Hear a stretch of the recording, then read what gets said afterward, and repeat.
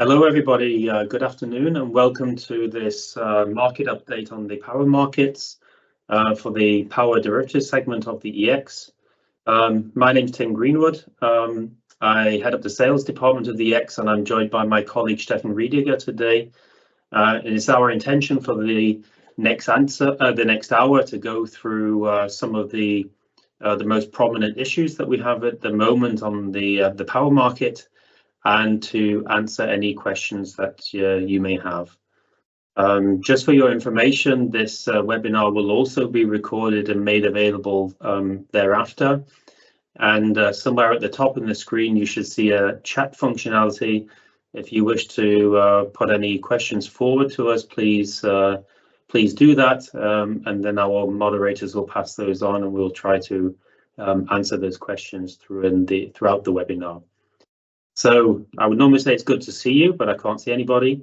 But thank you for attending, and let's kick off with the first slide, where we have a little overview of what we're going to cover this afternoon. First of all, I'm going to say a few words about the status of the decoupling, partial decoupling that we saw on the EEX market a couple of months ago. A little deep dive into the EEX decision-making process and what that means for the future. Secondly, we're giving an overview of the power markets for this year, and one or two interesting statistics of changes that we're seeing in the development of the markets this year. And then thirdly, my colleague Steffen will be covering the product initiatives. We have quite a lot on the radar this year in terms of new initiatives and product launches, and which we wish to go through them for you, so you have some clarity about what's coming up at the end of this year and the start of next year. So we'll first of all start with the decoupling issue. As a quick, as I said, deep dive into what happened. If we remember, we had an incident on the EEX market on the 25th of June, in which the respective spot market EEX, which we use for settlement prices of our futures market, was decoupled from the market coupling. That meant we had variation of prices between different respective exchanges, which are tied together usually through market coupling. So that's why we're talking about a partial decoupling, with the EEX decoupled from the other exchanges. That led to an issue where we had prices which were to be used for us here for the German, and mainly the German and the French market, which were different than prices that were to be expected if the market were still coupled on those days. The EEX sent out thereafter, after the event, a customer information that we were reviewing the use of which prices we will be using for the settlement of our respective contracts, say monthly contracts, on that particular day. And on the next day, as I said, we sent out that information, and we therefore sent out the information to the market that it was our intention to stay to the EEX price. This was done again under consultation with respective market participants, but also with the EEX Exchange Council, where we went through the so-called EEX benchmark procedures and the advantage and disadvantages of using alternative prices, and it was therefore decided to stick to the use of the EEX prices on this day, but to also review the so-called fallback procedures that we have in place moving forward. So if we look on the next slide, I can give a quick overview of what that meant. Here on the slide, you could see the variation of the price on EEX from the partial decoupling in the German market, for example. If we look at the German base, we can see the price variation on on that particular day. As I said, we had the decision to stay to that EEX price on that day, and that was based on the available fallback procedures that we had in place. If we look at the next slide, the EEX has a written rules of regulations of what happens should the spot prices decouple or partially decouple, or if they have any other issues on the respective market, or been trying to settle the respective futures market. So the benchmark procedure that the EEX has is currently still valid at the moment, is one of two procedures, and that meant in this particular instance that we were able to only choose between these two procedures according to our rules and regulations. The first fallback procedure is that we calculate using day-ahead prices by the relevant energy exchange. This means the EEX exchange in our rules and regulations, by other methods other than the day-ahead auction. And the second fallback procedure that we have is more or less that we are able to use prices from the EEX, but from the day before, and just to copy the previous day's prices under usual circumstances to cover that instance. That meant that the EEX did not have, or does not have, the possibility to use other price sources and to use up prices from other exchanges and so on. It's quite restrictive and quite clear to the market of how these particular futures markets are settled. But it's still, as I mentioned before, it's still our intention to have a review of these processes which exist. And therefore we are inviting the market to put forward suggestions to us of how they see an improvement, or what they see as a potential improvement in the way that we follow these procedures. Now, as I said, the procedures have to be quite clear to the market, and the procedures have to be known in advance so that the market knows if we have a future decoupling or partial decoupling of how the decision-making process is made by the EEX. So as I said, at the moment, we are able to use other sources from the respective energy exchange, and as a second fallback, we are able to calculate the power benchmark, so basically settle the market on that particular day using the prices from the day before. But moving forward, there might be other interesting suggestions which we want to take into consideration. We discussed a number of these with the Exchange Council in Amsterdam last week, and it is obviously our intention to also extend that request to the market and to other market participants that are not represented in the Exchange Council. So if anybody has any suggestions or wishes to go through this in more detail of how to put procedures in place which are, I would say, perhaps improved moving forward, we would welcome those suggestions from you. I'm just going to have a look to see if we have any questions up to now. I can see we don't. So we'll carry on with the second part that we have. We'll have a look at the respective markets. As I said, if you have any questions, please use the tool within the chat to put questions forward to us, and then we'll answer them as soon as possible. So for this part of the market overview, I'll pass over first of all to my colleague Steffen. Hi, Steffen.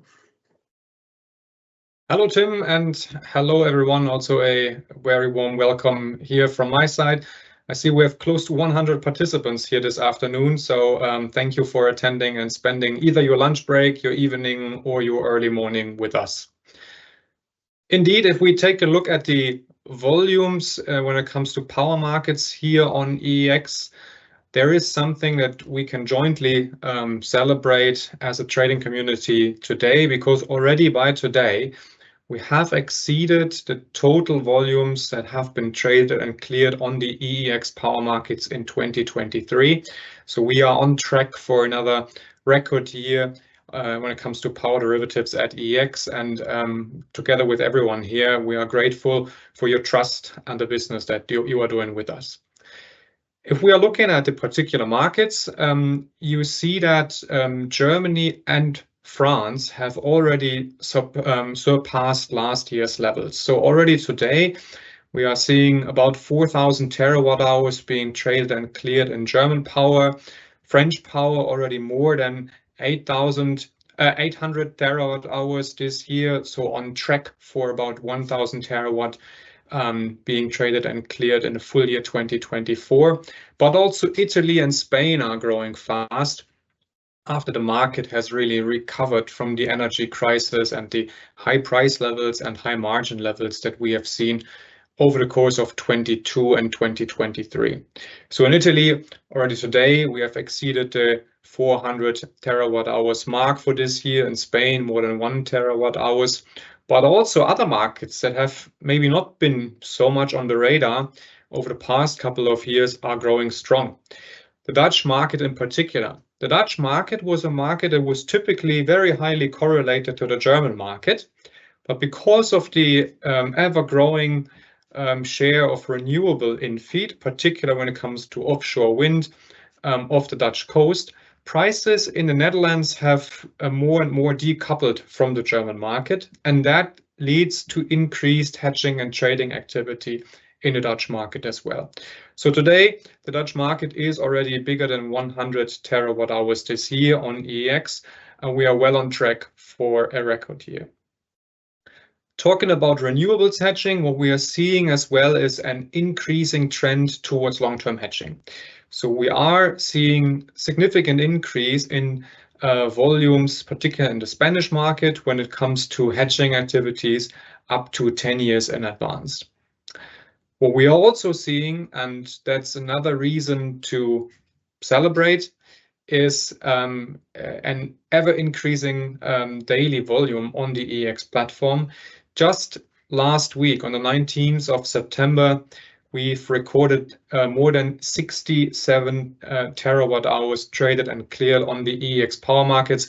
Again, from everyone here, a huge thank you for your trust and your business with us.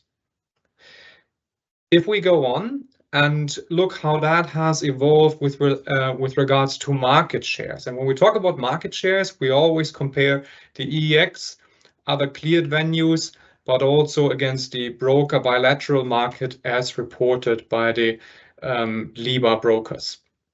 You can see in all markets that we are looking at, we see a significant shift towards clearing with EEX and ECC. As I mentioned, particularly the Dutch power market here sees a significant increase with now 86% market share of EEX, but also other markets that have been relatively weak, so to say, in the past with EEX. Looking at the Belgian market or the Swiss market, they are seeing strong increases.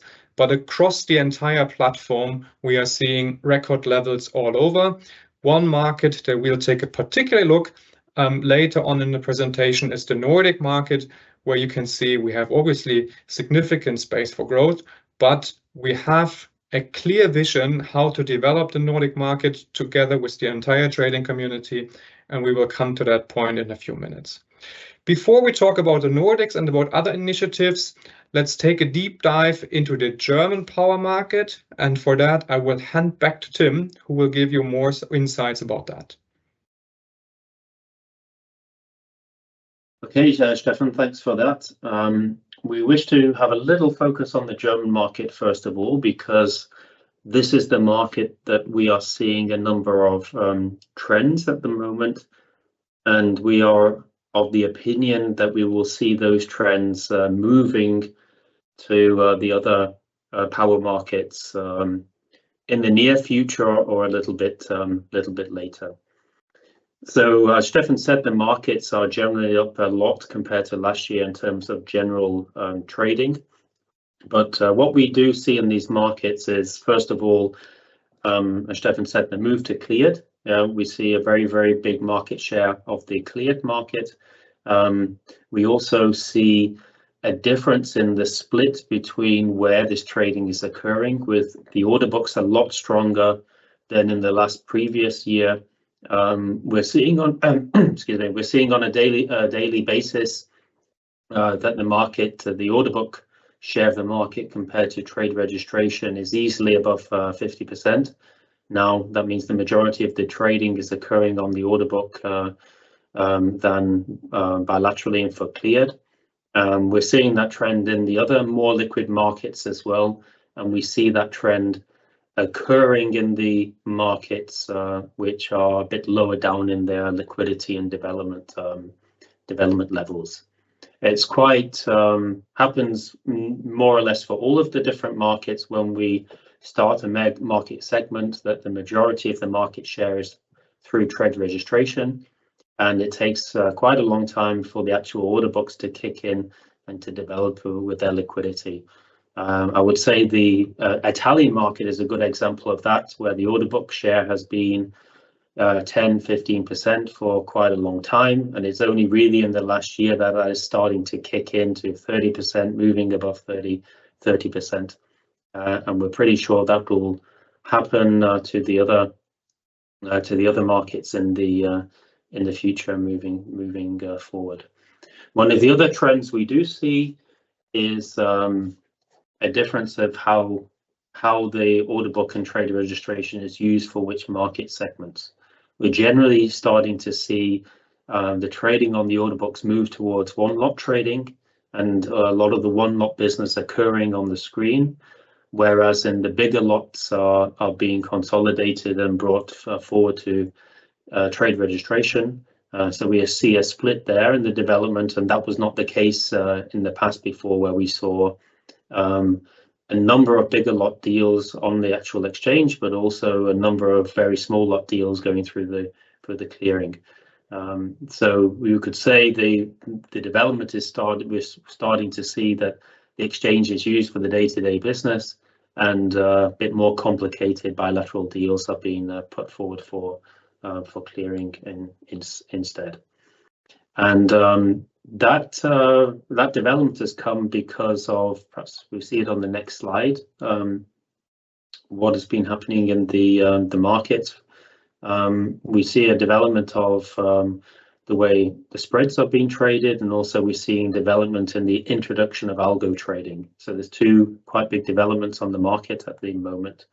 The first of these on the spread trading, the EEX offers for the majority of its more liquid contracts spread order books. And as a recap, it's possible to trade a guaranteed spread on the spread order books, and the legs of these spreads are implied in and out of the respective outright order books. That means that if you have prices in the German market, for example, and in the Italian market, you would see a German-Italian spread existing in the order book. At the same time, if someone's putting a price in a spread order book, that would be implied into the outright order books as well, for the ability to trade that outright product. And what that does is that harnesses the liquidity of the different order books. It opens up the more trading possibilities. And now we're starting to see that the actual volume of the spreads, that means the percentage of the actual trading that occurs on the EEX is increasing in the spread. So the spreads are becoming more important for the actual trading of the market. The percentage of spreads occurring compared to outrights is actually growing. And Italy and France are transforming into trading hubs as well, that we see through the spreads, and Hungary is the main gateway to Central and Eastern Europe. If you see the graph on the bottom right-hand corner here, you can see the development, especially of the German to French spread, which is taking off. And those we've just basically added the main spreads. You can see the main four spreads that we offer here in the market and the total of the development there. So that is quite a big trend, and we're pretty sure that's going to continue for the future as well. And the main development I mentioned before was the introduction of algos and how that is changing the respective market. So if you look on the next slide, what we also see in the markets is a big improvement in the spreads of especially the more liquid order books here. What I have on this slide here is an overview of the spread development that we see on the different markets. We have monthly power, cal products, and the same for the gas markets on the left, that show when we move to a tender-based market making scheme. That basically means that we tendered out the services for market making to try to get them more competitive this year. And here on these slides, you can see a little dotted line, and that dotted line shows with these new schemes when we started to see the first algo-based market making kick in as well. So through the introduction of these new competitive schemes, coupled with the introduction of algo-based trading and algo-based market making, we were able to greatly reduce the spreads in the respective order book. You can see the reduction of the spreads in 4 examples here, for example, and that has coupled also with the change in the market share of the EEX and the actual ratio of the order book to trade registration. So all those trends that we see at the moment mean that we are expecting more algo-based trading activity, more financial-based companies, more international companies trading the leading gas and the leading power markets here moving forward, and that is sure to have a positive development on the liquidity which is available in those respective markets. And at a later date, obviously the algo-based trading needs a certain basis level of liquidity to be able to start.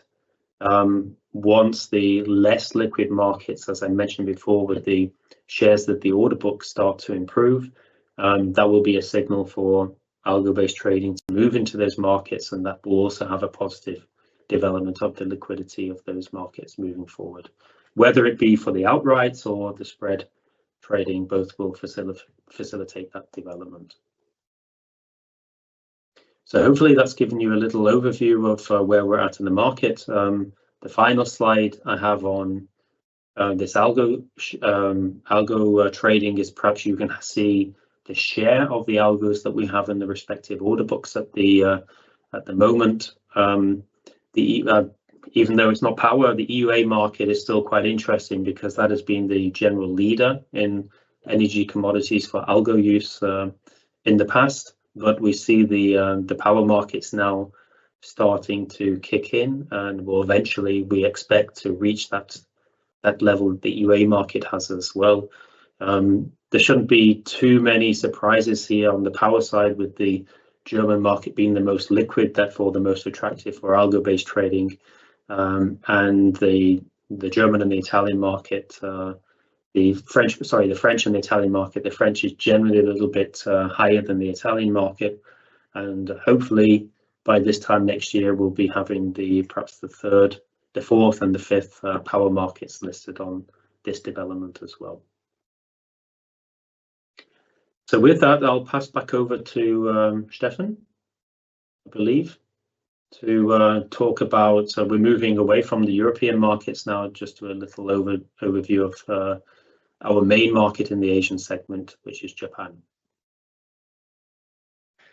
Thank you, Tim. And indeed, let's take a look at what is going on in the Asia Pacific time zone, where we are seeing the Japanese power market here on EEX going really from strength to strength. So we are looking at the market that, as of now, features 80 active participants, which are equally distributed between local Japanese players and international companies. And these international companies being from within the Asia Pacific region, from Singapore, from Australia, but also here from Europe and from the US. So that market is really transforming into a global market, and you can see it here. Not only the number of participants is already high with 80, also the number of transactions per month is increasing month to month. What we are also looking at is a market that is growing in terms of speed on a factor 3 to 4 basis year on year. So we are well on track for another record here, and we are absolutely well on track also for more record months as we go till the end of this calendar year, as we've just last Friday seen another record trading day on the EEX Japan Power Platform. If we look at the next slide, we will see that we are now coming to the part where we are looking at further product initiatives. And while we are finishing the second part, I'm just taking a quick look if we have received any questions, which is not the case at the moment. If you have any questions, feel free to post questions in the Q&A part, and we will answer that either here in the webinar, or we can, of course, at any time enter into a bilateral discussions afterwards. But now let's carry on with the product initiatives. And I mentioned it earlier, let's take a focus on the Nordic market. During the last webinar that we held earlier in May, we still talked about a potential transaction that would have involved the transition of open interest from NASDAQ to EEX. As you are aware, that transaction agreement has been terminated as of end of June. And we've received a couple of questions on why that was. The answer is very simple: to give the market clarity. The EEX couldn't talk to market participants for more than a year because of the ongoing review of the transaction by the European Commission. Since that transaction is terminated, we are free to develop the market again and talk actively to the trading community in the Nordic and around Europe. And be assured, EEX is more determined than ever to develop the Nordic market. And we have already launched a number of initiatives in order to deliver on that promise. First and foremost, we have waived the trading and clearing fees until the end of the calendar year. And we have also just recently introduced a future to spot service that allows market participants with positions in zonal futures to take these financial positions into physical delivery via EPEX Spot. We are also currently preparing another market making tender. And that's what I'm personally very happy about. We are in final stages of opening up an office in Oslo and in Stockholm with local staff. So it's clearly our ambition to be a local player in the Nordic region with local sales staff in local offices looking after the local trading community. I think everyone dialing in from France, Spain, Italy, Asia Pacific, Japan, Singapore, I think that's something that you would confirm that has always been one of the success factors of the EEX. Locals for locals, and that's clearly our promise also for the Nordic market.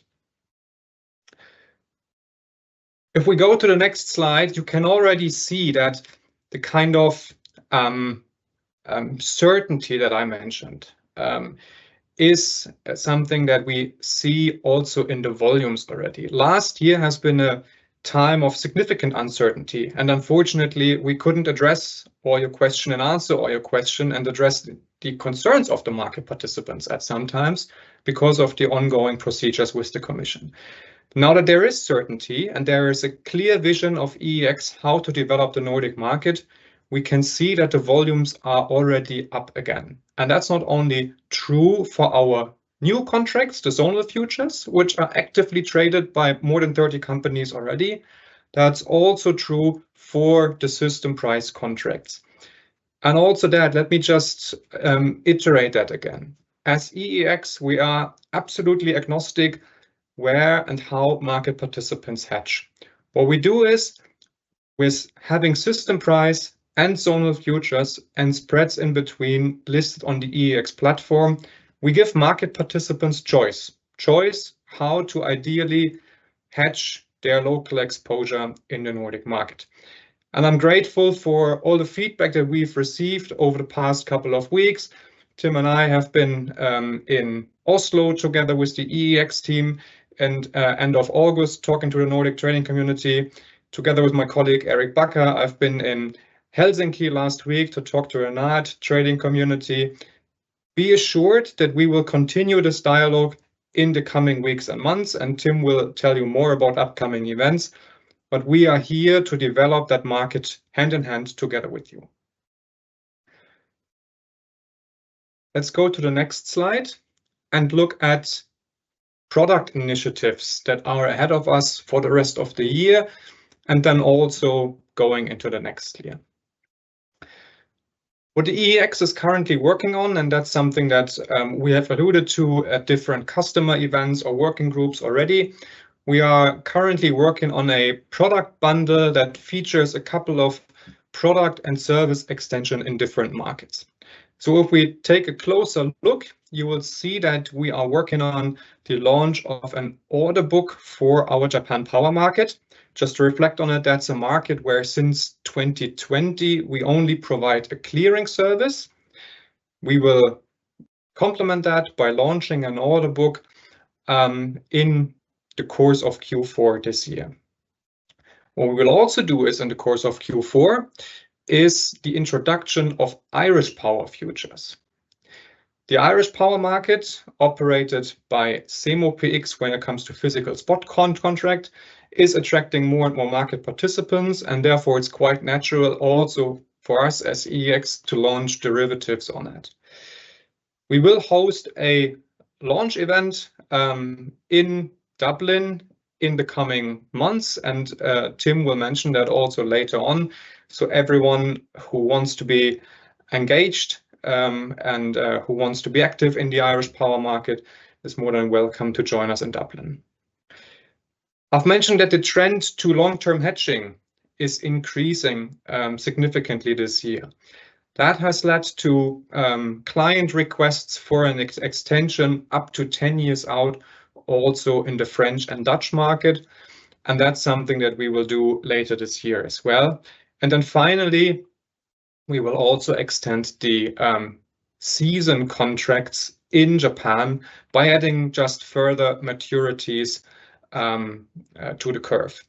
All that and the technical details and the exact launch date will be published to the market, to our trading participants, the clearing members, and also the technology providers in the course of October in order to equip you with all the details for the setup.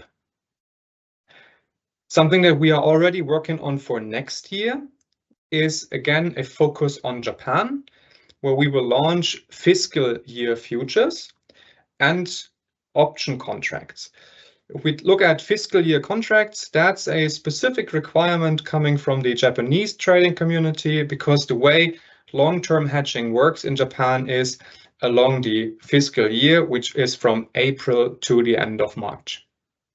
When it comes to Japan power options, that's a very unique product, and I'm very much looking forward for that launch, because it's for the first time that we will launch average price options that settle against the average of the spot prices observed during the delivery period.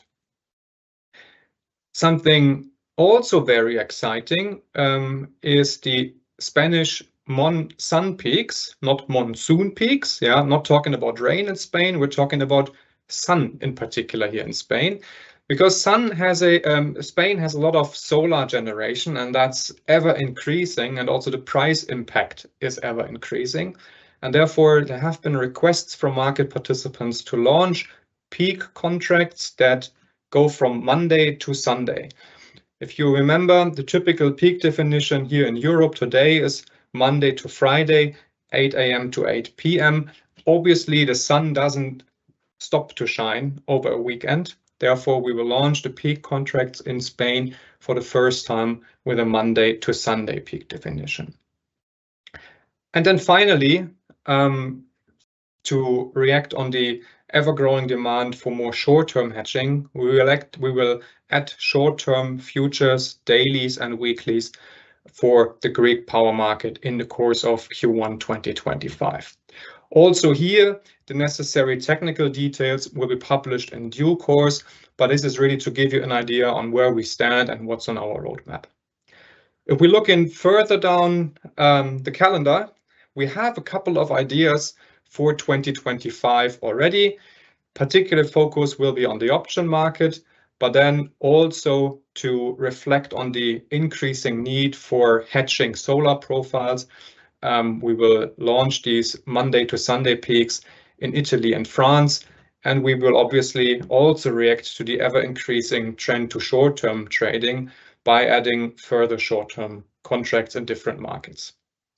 What's important for us is we are your servants as an exchange. So therefore, when you have specific product demand or ideas for new products, or where you see trends that the exchange should react to, feel free to reach out to your sales key account manager or to anyone else here at sales or product development on the EEX, and we'll be more than happy to discuss these ideas in more detail with you. I'm just checking whether we have any questions at the moment. We do. There is a first question reflecting on, can you tell me what kind of option style you are planning to introduce for Japan Power? Absolutely, let me just explain that again. So in difference to the options contracts that we are very well familiar with here in Europe, the Japanese options will be so-called average price options. So they will settle at the end of the delivery month, and they will reflect the average of the spot prices observed during the delivery month. We have another question. Japan Power needs much more liquidity in order to attract algo traders. What measures are you planning to take in the future to increase liquidity? Also a very good question, and thanks for bringing it up. If we look at the evolution of the Japanese market, I think we are looking at the market that is growing at rapid speed. I mean, again, we are growing 3x, 4x year on year. And what we are seeing is that there is a significant number of market participants in the pipeline who are in the process of getting set up. Just to give you an idea and some more details to it. So when we had our event in Japan 2 years ago, we had 150 people in one room. Last year in October, we had an event in Tokyo where we had 300 people joining the EEX event. This year, we have already reached the capacity with the venue holding 500 people for the upcoming Japan Power Week in October. So what we are looking at is a market where there is definitely a lot of people coming in. And there is also players coming in who deliberately want to trade anonymous, and there are people who want to trade in order books. And that's the reason why we will launch the order book later in Q4 this year. But let's be very clear. I mean, we will give the market a choice. And we will only open the order book for 2 hours during the Japanese afternoon, European morning hours. So the rest will stay as it is. Market participants are free to either trade via the brokers, as they used to do very successfully over the past 4 years, or they can go to the order book and trade there once it's available. The idea behind is really to mirror a setup that market participants are well aware of in other commodity markets. The Platts on close window, for example, is something that works pretty similar. I hope that has answered the questions so far. And with that, I would then give back to Tim to talk about the next things. So many thanks, Steffen, and thank you for those 2 relevant questions. As a wrap up, we'll leave open for if there's any more questions coming in. In the meantime, I'll give a little overview of some of the events that we have occurring from now until the end of the year. Sometimes it feels like the EEX is an event agency and does a bit of trading on the side. We're doing so many events at the moment, but it is a really good opportunity to, as we said, come locally and see market participants. So we kick off this week, on Thursday this week, we have our EEX reception in Milan. So anybody in Milan, I'll be attending myself, so it'd be good to see you. On the 8th of the 10th of October, we will be in Paris for our EEX event.